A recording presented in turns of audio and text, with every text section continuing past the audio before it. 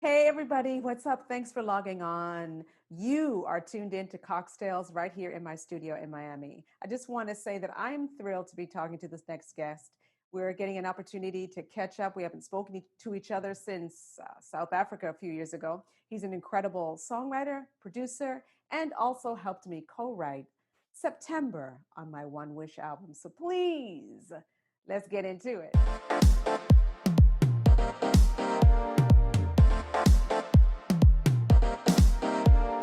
Easy way to leave, easy way to go.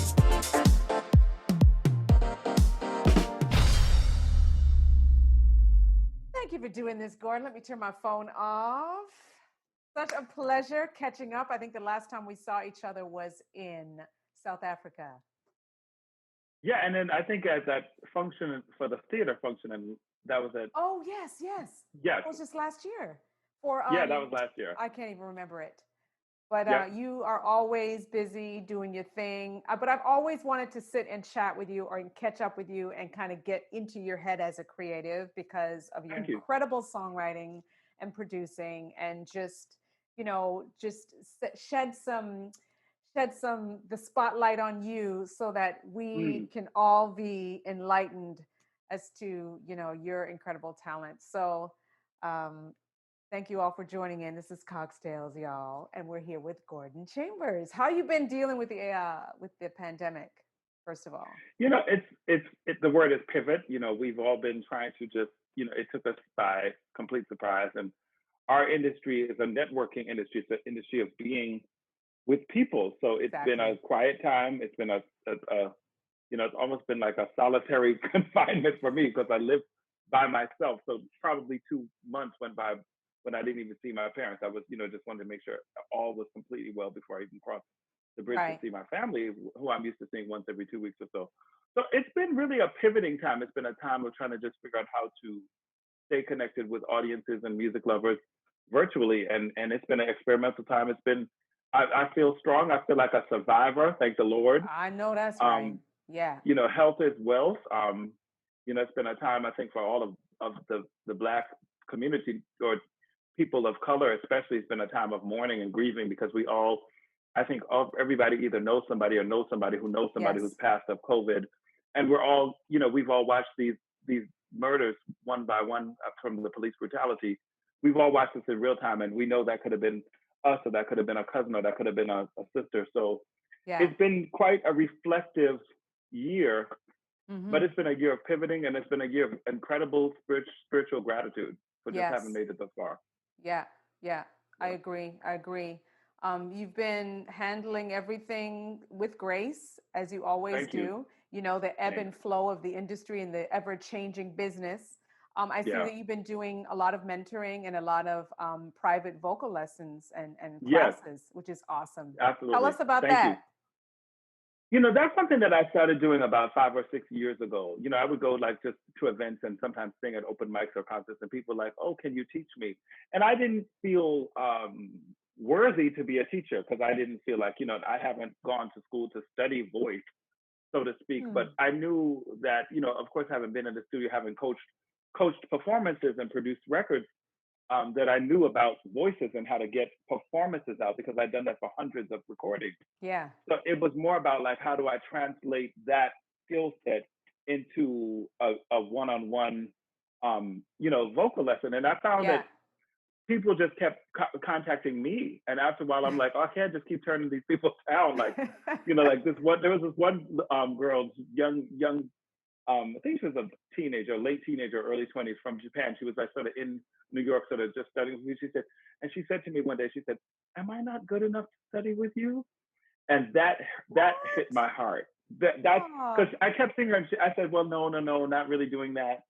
And I had referred people to other people, and they said, something about her spirit that they touched me. I said, no, let's do a lesson that I really like didn't know. But I had been to vocal coaching before, and I remember that there were things that I learned technically, but most of all, what had stayed with me was the inspiration, yeah. and more so or as much as the information. So I just found my own rhythm. I found my own style. People come to the house, or we do it virtually, and we talk. It's very therapeutic for both of us, me as instructor and Right. they for pupil, quote unquote. And I've done all ages kids, adult hobbyists, recording artists, people going on tours, and really, you know, Yeah. singing, as you know, singing is a lot about believing. It's a lot about believing that you're special Mm. and that you are, however God made you, that you matter on the universe. Mm. And when you can stand up to sing, you really assert yourself as I am God's child and I have something to say. Now, of course, it's, That's deep. you know, and That's really, even deep. I mean, you've gone even deeper than I would have even. I wouldn't have even approached answering the question like that. Like I would never have thought of it like that. That because you're right. It's a deep, deep expression. yeah, But to know that you have to tap into that in order to hmm, deliver the message is what you're saying. That a absolutely. lot of people don't understand that they have to be in Yeah. tune with. Yeah. You have to be in tune with Wow. that because, you know, even veterans like ourselves who've been in the business, there are times we have to perform and we don't feel it. There's times we may have had a bad day. There's times Tell we me may not about it. feel, Yes. 2 show you know, days. we may not feel special or award winning or that day. There could have been all kinds of circumstances, you know, just from, you know, a sound The thing sound issues. being Yeah. off, you know, or just an outfit mishap, you know, or you know, just So an true. issue with a promoter, just all those kinds, or a family issue, just whatever the case may be. But once they say, "Ladies and gentlemen, Gordon Chambers," or "Ladies and gentlemen, Deborah Cox," the people are there. As you know, the people have come to be touched, to be uplifted, to be entertained, and then who am I to get in the way of God Mm. not having me through me giving the people what they've come through because it's Yes. bigger than me. And Right. then at that moment, because a song can touch people. I mean, a song, just Yes. the hearing of a song. We're music lovers. You know, just some days we may get up and have a bad day. Putting on a song, a Mm-hmm. recording, or watching a YouTube video of something uplifting can completely pivot your Yes. day and give Yes. you strength. And so I like to pour that into people because Yeah. you know my love of music. That's you know, growing up, I was kind of a nerd. I was an academic kid. I was a nerdy kid. I wasn't really born into a Jamaican family. I was not very athletic. You know, my Mm-hmm. cousins and they were the sports fanatics. I was not that great with it. That was not my thing. That right. But once I got to that piano, I knew I had a special Way gift of in that expressing and yourself. Yeah. a way of communicating with that. And that made me feel special. And that Mm-hmm. made and then I honed that and I felt that I needed to tap in and tune that. Mm-hmm. Yeah. Mm-hmm. And And so I love to you grew up in Brooklyn? no, I was born in the Bronx. Oh, you were born And in the Bronx. I was raised in a town not, you know, just over the George Washington Bridge called Teaneck, New Jersey.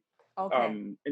Integrated, like it was actually the first town to voluntarily desegregate schools in 1963. Oh, So we're wow. sort of in the history books for that. Mm. And then I went to college. I went to Brown University in Providence, came back home, lived at the parents' house for 5 years. And that's when I was working at Essence. When we first met, remember I was moonlighting. I was Yes. working for Essence and in the studios at night and stuff like that. But I was raised in Teaneck, New Jersey, of Jamaican heritage. But Yes. Brooklyn is where I've lived longer than anywhere else. I've moved to Okay. Brooklyn 25 years ago. I just turned the big Wow. grand 50. So Yes. Brooklyn's where I've Yes. lived anywhere longer. So Brooklyn feels like home. Mm-hmm. Mm-hmm. Yeah, for green. Amazing. So you found that playing the piano and singing, that was your way of expressing yourself, that made you feel special. And then at what point did you start writing songs? And what Very made early. you okay. I was like a child. I mean, I started playing classical piano, and my teacher was very dictatorial, as most good teachers are. You know, good music teachers are strict, and Yeah. she was strong and she was stern, and I loved it because she really taught me the rudiments of music and the discipline that it takes to be great at music, Yeah. and practice makes perfect. But I was also creative, and I would just start to show her like, yes, I did learn the Chopin piece, but I also taught myself to play this, to write this little song. Or first it came from imitation, like I would teach myself how to play by ear a lot of like Lionel Richie songs, some Stevie Wonder songs. And then it became like once I started studying how pop songs were constructed, um, melodically and the chorus and stuff like that, then it led to just writing childhood songs. I mean, in sixth grade, there was an assignment, like the sixth grade English teacher wanted us to write like a poem or something like that, and Right. I just wrote a song. So it just was this Ah, childhood little hobby, yeah. and people in the town and in the school and school teachers and other students started gravitating to what I was doing, and just and it took a deeper turn because I had a friend in high school who was murdered. She was in a domestic abusive relationship, and Mm. her boyfriend actually stabbed her to death. Oh Her my name was Danielle God. Morton, and at that time, it was deeper. It became more like just a thing of a hobby. But like I wrote this song called "Always Be There," and I wanted to, commemorate her. And I showed that song to some of her teachers and to her parents. Just I want to do something that to memorialize her and just to help myself heal Yeah. from the loss. And once I saw the reaction from from teachers, from her Yeah. parents, I was like, wow, Gordon, you have a gift. You have a special gift, not just a gift, but you have a Mm-hmm. special gift. Mm-hmm. And it was like that's when songwriting became something deeper, and I realized that songs have healing power. I mean, my be all and end all will always be Stevie Wonder. He was So that is the your, he's your, I was just going to ask you that. Who's your favorite yeah, songwriter or who gives you the most inspiration? Stevie he's it. Wonder. I mean, Yeah. Have you ever met he him? is it. I did meet him when I was working at Essence. We Mm. had the Essence Awards, Okay. and I was an editor for. I was the entertainment editor of Essence from 1992 to 1997, and at that Mm-hmm. time there was a program called the Essence Awards. You may have performed on the I Essence Awards, performed it. Yeah, we did and Stevie's song as oh wow, myself, Joe, and Cece Winans did a tribute. wow. Yeah. So after when was it the night that he performed? Was Yes. that he was awarded? Yes. So after he was awarded, Uh-huh. I went backstage, and my boss's boss at the time, Susan Taylor, Susan Taylor. she said she grabbed my hand and she walked up to him and she said, Stevie, have you met our entertainment editor? And she said, this is Gordon Chambers. He's just written, I apologize for Anita Baker. He's Wow. and Uh-huh. then he said, man, you wrote that? And he started singing it in my ear. I just got chills. I couldn't believe, Oh my that God. Isn't that amazing to hear his yeah, tone singing your song? singing it. Here's the picture right here. Ooh, yeah, show us a I don't know picture. if you, yeah, Oh, yeah. wow. That's So yes, I love it. so that's how I Wow. met the Look great. at all the plaques, the wallpaper. Just give us a little glance of all of that goodness. Yes. All the way up the stairs. And I have your picture. Here's your picture. I have a picture we took together. Here Uh-huh. you are on my wall of fame. You see Hey, when yourself? was that? It was an Oh my event. gosh. Here's a picture with Brandy. I have you in my wall of Ah, fame of I'm on divas. the wall of fame. Hey. It was an event. I was There just was gonna an say, event speaking of that Brandy. Vaughn. Uh-huh. There was an event. Do you remember the radio DJ Vaughn Harper? Vaughn Harper, yeah. Vaughn Yeah. Harper was doing this event, and I think I think I performed that night, and you performed, and CC Tennyson Oh performed. wow. And so That's that's a going back. picture. And I love Shantae Savage is in that picture. So yeah, so that was a picture. it. Those are the good old days. So I'm missing you. Oh my Although goodness. I I miss find you, a way to get through. Oh, I'll find my way to get living through. without you. Oh my God, Gordon, that song, after Thank hearing it you. on the verses, Monica, Brandy and Monica, well, Brandy played it. It was just like, oh my God, to hear those melodies, to hear it again it's just beautiful. What inspired you to write that song, and how did that whole song come about? Well, I wrote that song. The same gentleman, Barry Eastman, who was a Yes. life-changing man in my life, legendary producer. Mm-hmm. Um, in the early '90s, that same time when I was working at Essence, I was moonlighting at night, writing songs, and dreams came true. The first big artist that took me under her wing was the late and great Phillip Hyman. She was a personal friend and Oh, became a personal mentor. she was a And mentor? so, yeah, she was. She was a friend and really an early mentor. Oh, And wow. she's like the first big sort of artist that I, wrote Mm-hmm. with. She the first session I did with her was at Dave Hall's house because I started writing with Dave Hall, Uh-huh. and And then Dave, I had been introduced to Dave by somebody who worked for Untouchables. That's Eddie F. had a company. Eddie F. Um, Yeah. Eddie F. Down with Heavy D and the boys. He was a DJ for Heavy D, but he also had this production company where he managed many, many producers. And there was a woman named Cheryl Butler who worked for Untouchables. Somehow I got a tape of my music, literally a cassette tape. A cassette. Cheryl liked some of the songs. She said, "Okay, I think I want to, get you with Dave Hall." I'm like, "Oh wow, that'd be great." So she said, "Okay, can you meet him tomorrow after work?" Everything just like, when you're like pursuing a dream, you're just knocking on doors and playing songs and nothing happens. And all of a sudden it's like, "Okay, can you come now or tomorrow?" So I went to, and it was just like an informal meeting. Like I went to Dave's house. He just wanted to he had heard some of the songs. He just wanted to just meet me and chatted for like, it was very odd because he didn't say much. And, but it was like, I was just for 20 minutes. He said, "Okay, can you come by tomorrow?" And I said, "What time are you going to be here?" And I said, "I can come out to work, 7 o'clock or whatever." And when I went there the next day, he said, "All right, there's going to be an artist who's going to be here tomorrow."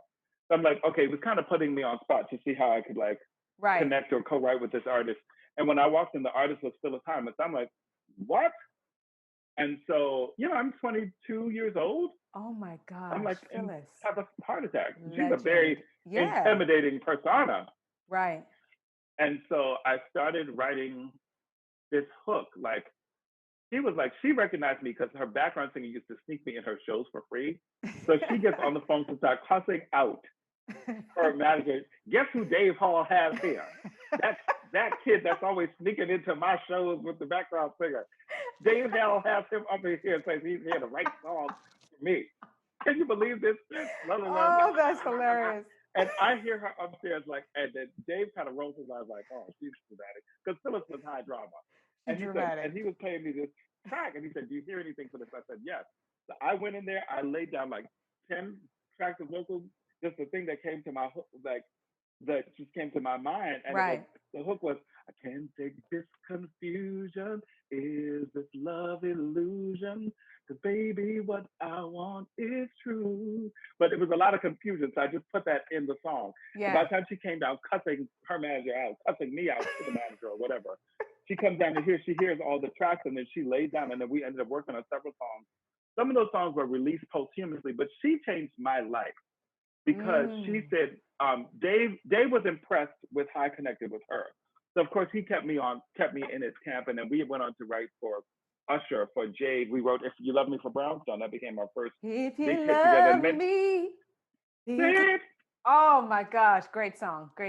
Go on. Because I did well with Phyllis, Dave kind of kept me around, and then she's like, "Is it okay? Are you signed to Dave?" And I didn't know. It was like, should I say yes? I didn't know if he's trying to sign it. I didn't know what I said.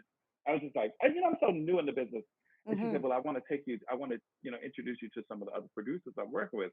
And one of those, and it was like tomorrow, the next day. And then she brought me to Barry Eastman's house. And of course I knew exactly who Barry Eastman was. Yes. From all of his work with Freddie Jackson writing "You Are My Lady." That's when you read credits. Credits go on and on. Yeah. And so, once again, it was like I did well with Barry on that session. Barry's like, "Are you signed to her?" I said, "No." He said, "Well, I have some other projects that I want to have you, stick around and write with." And so eventually, just writing, we wrote a lot of songs that, we pitched to different projects, and, not everything connected right away. Writing is, you got to, put it out there and roll the dice. Yeah. Yeah. But one of those songs. So what was the first song that you got covered? Well, I had some cuts that didn't really make a splash. They weren't some artists that were not as well known. Right. But the first album credit I think I had on a major label was this group called Terry and Monica Payne. There was a girl group called Terry and Monica, then another group called Sweet and Low. And then I co-wrote a song with Latifah called Winky's Theme. And then, but If You Love Me was the first single. That was the first single. On the radio. But Barry kept me in his camp and asked me to finish writing this like unfinished idea of him and Anita had started called "I Apologize." Like Anita had the title "I Apologize." Okay. And he had some chords. And it was just a title and just like kind of her humming along. And he had it on the cassette. He said, "Gordon, listen, Anita's done with her album, but I think that this is a thing." He said, "She's done with the album. She's actually coming to master it." But he gave it to me. Like once we had been writing together for a while, he said, "If you think you can give me a lyric and a melody on this, I'm gonna try to send it to Anita and but you got to do it fast." So I said, Wow. yes, I got this. And so, Yeah, I wrote like, it was like, you don't get a lifetime assignment like that and mess it up. exactly. So and I ended up writing the song with him, and then she flew to town that weekend to master her album. And so he said, Anita, check this out, and he sent it to her. He sent her, he rushed it to FedEx. This was before MP3s. He rushed it to FedEx and made us see. He said, listen, just something to you listen to on the plane. So by the time she been on the plane, she kind of was listening to it. She was jamming because she's thinking this is something that could be not for this album, but the next album after that. And while she was mastering, the mastering went from, as mastering does, it went into 2 days of mastering. He Right. booked a room upstairs and asked his engineer to just say, let's get a mic. I'm going to have Anita like just do a vocal of this. And that's why my backgrounds What? were left on that recording. Yeah. Oh, And so wow. she ended up singing it, and it was like a last minute thing. And nobody from the record company, like they had the album basically sequenced, and they started doing, they were Right. formatting the album, but then they ended up hearing the song that they had never expected. Barry just went ahead and mixed it, and it ended up on the album. It was like this last minute, Wow.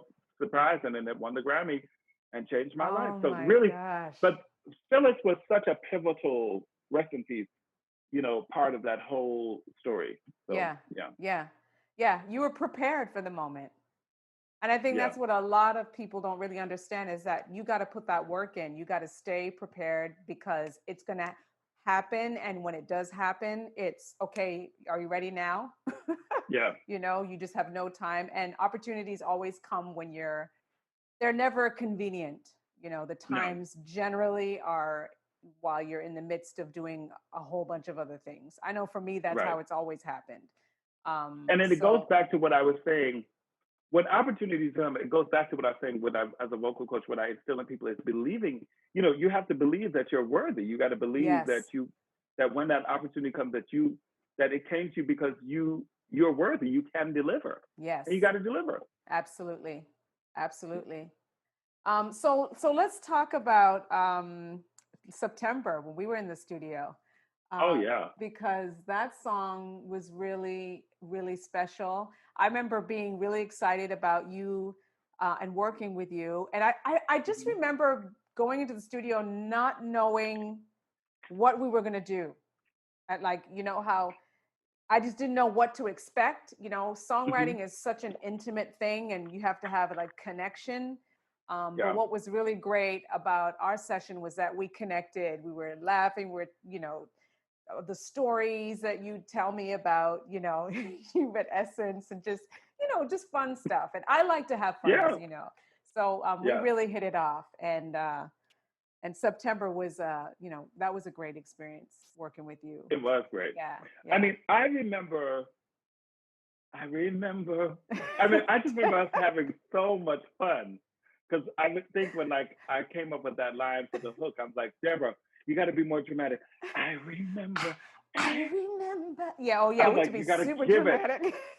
I was like, more drama, more drama. But it just was fun. I mean, I just, Stevie J, like, I mean, first of all, was, so, Super creative, so effortlessly experimental. Yeah, yeah. I just and remember so them. effortlessly musical. Like Yeah, Stevie could just pull out instruments yeah.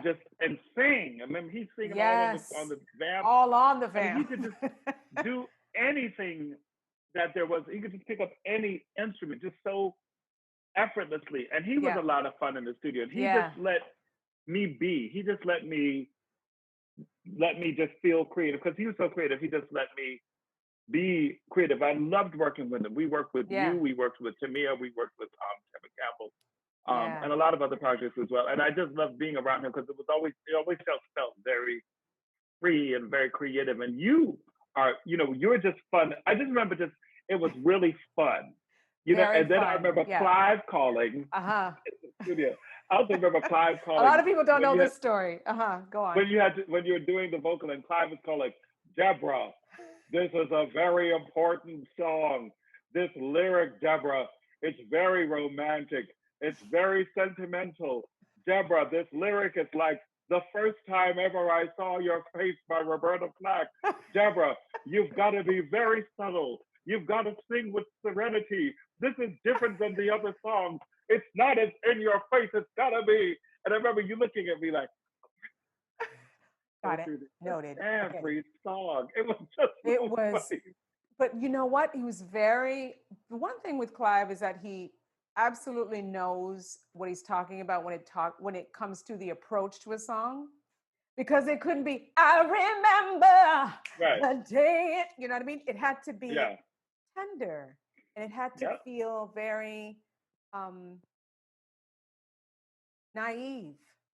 Mm-hmm. You know, it had to be performed with a certain naivete, and like this is the first time she's feeling and connecting Mm-hmm. with this person. And so the Yeah. performance, we were very meticulous. And I remember the Yes. session, you know, try this, retry this, let's, you know, try this approach.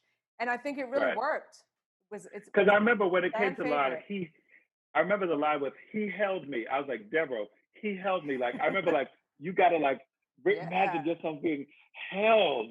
Like, you know held what I mean? and paint You know, that picture and that story. right. I remember that session. I remember it was like, Yeah, yeah, acting. It was almost like an acting. yes. It was very theatrical because Because the I lyric of that also song. vocally, I had never really sung with that type of energy before. We Mm-hmm. started like very pulled Mm-hmm. back and restrained. Yes. You know, where a lot of the other songs were very, how did, you know, very different from, Yes. you know what I mean? And also telling the story where the first verse is very different from the second verse in the approach. Mm-hmm. See, a lot of Yep. producers don't approach music that way. And I think, Yeah. you know, that's why I think it's great we're talking about it because, Yeah. you know, that was, you know, that's production that helps to tell Yeah. the story of the song, you know? I mean, that song was really, I mean, of all the songs I've had recorded by artists, that is absolutely one of my favorites. Mm-hmm. And it's one that I listen to. Like, I'll put that song Right. on playlists because I don't listen to my own music. Like, I don't Right. really listen You're to, like me but too. I listen to that because I Nice. love the performance. I Yeah. love it literally, I love the production of it. I love the ending, the long ending, and the way Yes. I love as a listener. I Yes. don't listen to it. I remember that. I remember that being associated with it. I listen to that Like a song listener. as a listener. As a It listener. really I makes totally get me. it. It takes me somewhere. Yeah. That, you know. Yeah. Yeah. And it's beautifully produced. And I think it tells a story and it's open and ambient. And so that's Yeah. what gives it this timelessness to it that, you know, And the you're beat still in doesn't get love. in the way and I'm still in love. You're Yes. still with that man. Yes, I am. Yes, I I am. love it. Yeah, that's been one of the blessings about, you know, quarantining is I do have my family, so it takes the, you know, it takes the heaviness out of it, you know. Yeah. So I feel really really blessed in this time, you know, to Because you're used to still like being on a plane like once a week and just all the hitting it. time on the go. Yeah. Right. Yeah. So So, how's this time been for you? ooh, well, you know, a little bit of reflection and taking some time to really taking a lot of the moments that I kind of took for granted and just never Yeah. really acknowledged, like really looking at the plaques, putting the plaques up, looking at Right. the achievements and really feeling, um, celebrating myself, you know, because I'm always Hmm. on to the next thing and looking to the next thing when it's like you really need times to just draw inward, you know what I mean? Hmm. And really let that settle in. Like, you know, you're good. It's about celebrating yourself and feeling Hmm. worthy. And a lot of the times I Mm. think this industry can, this industry, it can be a lot of things. So Hmm. I think this time has really made me be a lot more reflective on a lot of things. Hmm. Yeah, yeah. Yep. And appreciate the time with family because it's Yeah. not all the time I get an opportunity to to be home and have movie night and hang out and cook, and I love to cook now. Right. And try different things. So it's been okay, but I'm ready. Nice. I'm ready to do some things. Ready to Right. switch it up and Yep. yeah, yeah. Well, Well, congratulations to you on just thank you. all your many expressions of Deborah Cox. I mean, Thank you. I've seen you over the years do so many beautiful different things. Like I've seen you on Broadway. Right. I've seen you play in the Bodyguard. Yeah. I've seen Yeah. you. I remember going to jazz. I think it was when you were doing the Dinah Washington Oh my set, goodness. Yes. Yes. and going to see that, which was a totally different Deborah Cox, which was more the like the subtlety, the nuance, the thing of Right. September, like singing in a different, Yes. way. I'm really proud of everything that you've done, and Thank you. and the ways that God I know will continue to use you, and you're Mhm. always ready. You're just always looking snatched. I'm like, how does she I'm in keep Florida. I how love does she being in Florida because I can go riding, I can go swimming, I can go for a right walk.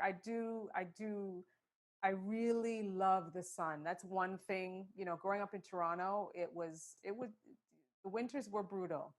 So I yeah really, really appreciate being here in yeah Florida. So I really take but I just advantage of love that you it. just you committed to doing all that you do well and looking good, Thank looking you. damn good while you're doing it. Thank you so much. Well, we have to, next time we'll do another cocktail. We'll get down and sing together and do Yes, some tunes absolutely. and reconnect. Thanks for your time. Thank Thank you you for for having doing me. everything that you do. Keep doing it. Keep inspiring. Keep that positivity happening. And I'll be in New York really soon, and hopefully we'll Oh, please. connect. And I Yeah, and I need you to sing with me on my next solo album. I've had absolutely. I've had Layla, I've had Let Us See, and Oh I my need gosh. Deborah on my next solo project. Please. Let's do it. Let's do it. Yes, please. All right, love. You take All care right. and stay safe Thank and you. stay healthy, and we'll reconnect soon. And I just want to say that every September comes, I get the most beautiful posts from people.